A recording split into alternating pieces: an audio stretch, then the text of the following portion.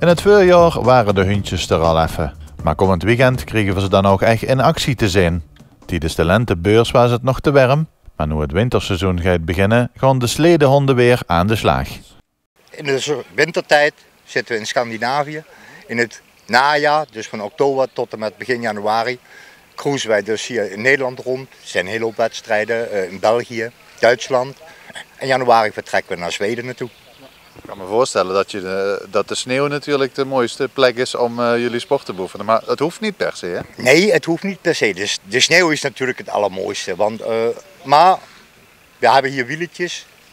Als achter u staat zo'n karretje, daarmee kunnen we hier in Europa ook de sport beoefenen. Omdat we toch het grootste gedeelte van onze jarenstijd geen sneeuw meer hier hebben. Dus beoefenen dit seizoen weer met een sledehondenwedstrijd op wieletjes in Reuver. Komend weekend vind je op zaterdag en zondag wedstrijden plaats bij de Witte Steen in Ruiver. Begin september beginnen we weer met trainen. Dan begint dus weer het seizoen. En in oktober beginnen de wedstrijden weer.